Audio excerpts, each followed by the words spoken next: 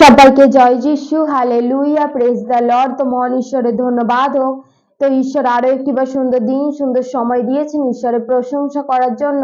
তো সেই জন্য মহান ঈশ্বরকে ধন্যবাদ জানাই। সবাইকে আরেকটিবার জয় যিশু, হালেলুয়া, প্রেজ দ্য লর্ড।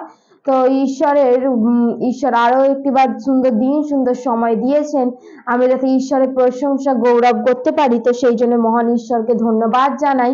সবাইকে জয় যিশু, হালেলুয়া।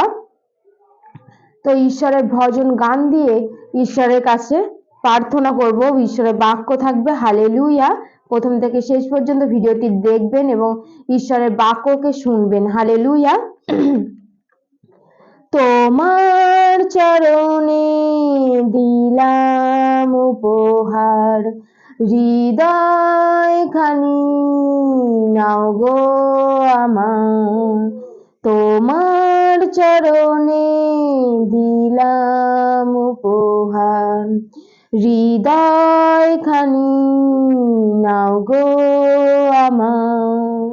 প্রশংসা করি তোমার যিশু, প্রশংসা করি তোমার, প্রশংসা করি তোমার যিশু, প্রশংসা করি তোমার। প্রভু তোমার চরণে দিলাম উপহার, হৃদয় খানি নাও গো আমার।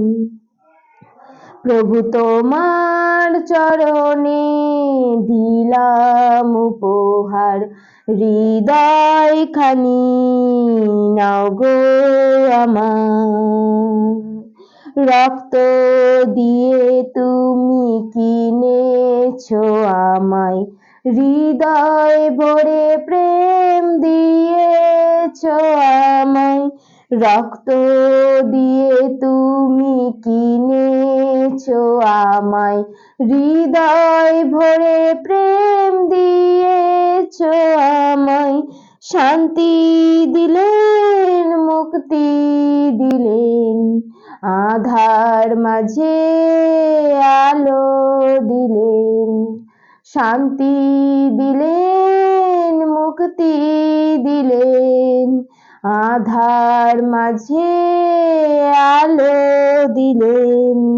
প্রশংসা করি তোমার যিশু, প্রশংসা করি তোমার, প্রশংসা করি তোমার যিশু, প্রশংসা করি তোমার।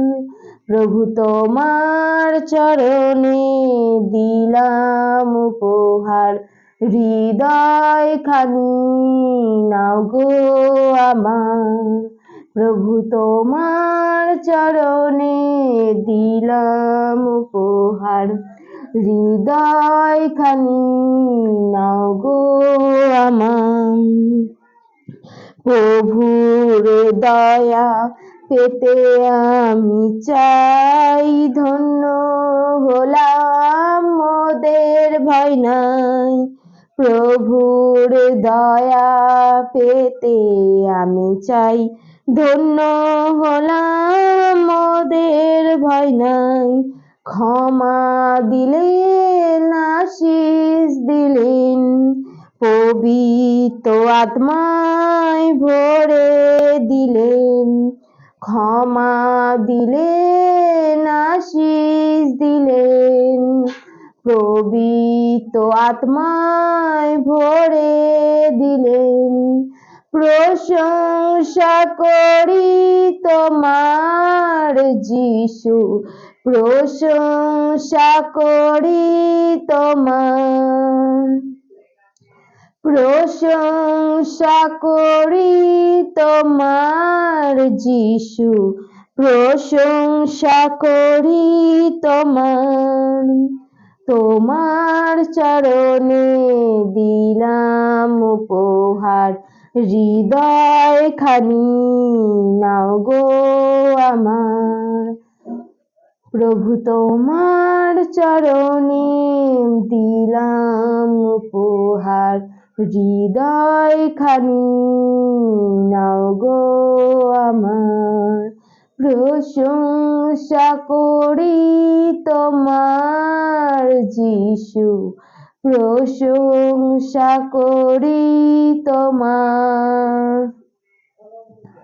প্রশংসা করি তোমার যিশু, প্রশংসা করি তোমার। হালেলুয়া। মহান ঈশ্বরের ধন্যবাদ হোক। ঈশ্বরের ভজন গানেতে ঈশ্বর আশীর্বাদ করুক। হালেলুয়া। তো ঈশ্বরের বাক্যে যাব। ঈশ্বর যেন অবশ্যই আশীর্বাদ করবেন। ঈশ্বর আমাদের সঙ্গে সাথে থাকবেন। সবাইকে জয় যিশু। হালেলুয়া। Praise the lord. যদি দেখি গীত সংহিতা 94 অধ্যায় 19 পদ। হালেলুয়া। মহান ঈশ্বরের ধন্যবাদ হোক। গীত সংহিতা 94 অধ্যায় 19 পদ। ঈশ্বরের বাক্য এখানে কি বলছে? আমার আন্তরিক ভাবনার বৃদ্ধিকালে তোমার দত্ত সান্ত্বনা আমার প্রাণকে আহ্লাদিত করে। হালেলুয়া। ঈশ্বরের বাক্য হচ্ছে আমার আন্তরিক ভাবনার বৃদ্ধিকালে। তো দেখো, আমরা কি সেই ঈশ্বরের সুসমাচারকে যখন প্রচার করি, ঈশ্বরের বাক্যকে যখন আমরা প্রচার করি, তখন কি আমরা যখন কোনো মানুষকে সুসমাচার দিই, তখন আমাদের মধ্যে একটি ভুল বার্তা দেওয়া পৌঁছানো হয়। কারণ আমরা তাদের বলে থাকি যে তোমরা প্রভুকে চেনো, তো তোমাদের জীবনে আর কোনো সমস্যা থাকবে না, তোমাদের জীবনে কোনো কিছু কি রোগ থাকবে না। কি দেখো, আমরা সেই রক্ত মাংসে গড়া মানুষ, তাই তো? আমরা সেই রক্ত মাংসে গড়া মানুষ, কিন্তু আমাদের জীবনেই সমস্যা আসে, আমাদের জীবনেই কষ্ট থাকবে, দুঃখ থাকবে। দেখো, তোমার মধ্যে যদি সেই সমস্যা না থাকে, তুমি যদি খুব আনন্দে থাকো এবং তোমার যদি অনেক ধন সম্পত্তি থাকে, অনেক যদি টাকা পয়সা থাকে, তুমি কেন ঈশ্বরকে ডাকবে? কেন তুমি ঈশ্বরকে বিশ্বাস করবে? আর কেন তুমি ঈশ্বরের কাছে এসে প্রার্থনা করবে? তোমার তো কোনোই কারণ থাকবে না। সেই জন্য কোনো না কোনো সময় ঈশ্বর আমাদের জীবনে সমস্যা দিয়ে রাখেন। সেই জন্যই কোনো না কোনো সময় ঈশ্বর আমাদের জীবনে কষ্ট দিয়ে থাকেন। আমাদের জীবনে দুঃখ আসে, সমস্যা আসে, আমাদের জীবনে সেই রোগ আসে, সেই জন্যই আসে। কারণ আমাদের জীবনে যদি সমস্যা না থাকে, তাহলে আমরা ঈশ্বরকে ভুলে যাব। দেখো, তোমাকে যখন কোনো সূচ ফোটানো হয়, তখন তোমার কি হয়? লাগে। আর যখন লাগে তুমি সেটা তখন জোরে চিল্লিয়ে ওঠো, কিন্তু তুমি তার আগে ওঠো না। সেই জন্য তোমার জীবনে যদি সমস্যা থাকে, তবেই তুমি ঈশ্বরের কাছে প্রার্থনা করবে, হাঁটু পাতিত হবে এবং তোমার চোখের জল আসবে। কিন্তু তুমি যদি অনেক টাকা পয়সা, ধন সম্পত্তি, লোভ লালসা, রোগ, কোনো কিছু তোমার শরীরে রোগ নেই, কোনো কিছু সমস্যা নেই, তাহলে তুমি কিভাবে ঈশ্বরকে ডাকবে? আর কিভাবে তুমি ঈশ্বরের কাছে এসে হাঁটু পাতিত হবে? তোমার তো জীবনে কোনো সমস্যা নেই, তোমার তো জীবনে কোনো কিছু নেই, তাহলে তুমি তো আসবেই না ঈশ্বরের কাছে। সেই জন্যই আমাদের জীবনে এটা আমাদের বুঝতে হবে। আমাদের কোনো না কোনো সময় আমাদের জ্ঞানের অভাব হয় এবং ঈশ্বরকে আমরা দোষারোপ করি আমাদের জীবনে। সেই জন্যই অসুস্থতা থাকে। আর আমরা যখন কাউকে প্রভুর সুসমাচার দিই, তখন আমরা বলি যে এসো তোমরা প্রভুর কাছে, তোমাদের মধ্যে কোনো কষ্ট থাকবে না, কোনো দুঃখ থাকবে না, কোনো সমস্যা থাকবে না। পুরোটাই এরকম বিষয় নেই। কারণ আমাদের জীবনে, আমরা রক্ত মাংস গড়া মানুষ, আমাদের জীবনে সমস্যা থাকবে, আমাদের জীবনে কষ্ট থাকবে, আমাদের জীবনে দুঃখ থাকবে। কিন্তু সেই দুঃখগুলোকে নিয়ে আমরা যখন ঈশ্বরের কাছে হাঁটু পাতিত হইব, তখন ঈশ্বর আমাদের আশীর্বাদ করবেন। দেখো, ঈশ্বরের বাক্য বলছে যে তোমাদেরকে কেউ হয়তো বধও করে দিতে পারে। সেই বধ বলতে কি? হয়তো তোমাকে মেরেও ফেলবে কোনো কিছু কারণ নিয়ে, কিন্তু সেই ঈশ্বর তোমাকে সেই স্বর্গরাজ্যে আনন্দ দেবেন। ঈশ্বরের বাক্য এখানে সেই জন্যই বলছে যে তোমার আন্তরিক ভাবনার ভিত্তিকালে তোমার দত্ত সান্ত্বনা আমার প্রাণকে আহ্লাদিত করে। বলছে যখন আমরা কষ্টের মধ্যে থাকি, যখন আমরা সেই সমস্যার মধ্যে থাকি, তখন কি সেই আমাদের প্রাণকে সেই ঈশ্বরের সেই আহ্লাদিত করে, আনন্দ দেয়। সেই ঈশ্বরের সান্ত্বনা আমাদের প্রাণকে আনন্দ দেয় যখন আমরা সমস্যার মধ্যে দিয়ে থাকি। হালেলুয়া। সেই জন্যই ঈশ্বর আমাদের সর্বক্ষণ সঙ্গে সঙ্গে আছেন। ঈশ্বরের বাক্য বলেছেন যে তোমাদের মধ্যে যখন পরীক্ষা পরীক্ষা থাকে সেই পরীক্ষার রাস্তাও আমি কি তোমাদের মধ্যে বের করে দিই, সেই পরীক্ষার রাস্তাও আমার জানা আছে, সেই পরীক্ষার রাস্তাও কি আমি বের করে দিই। হালেলুয়া। তো মহান ঈশ্বরের ধন্যবাদ হোক, ঈশ্বর আমাদের জীবনে এইভাবেই কার্য করেন, সেই ঈশ্বরের দেওয়া সান্ত্বনা।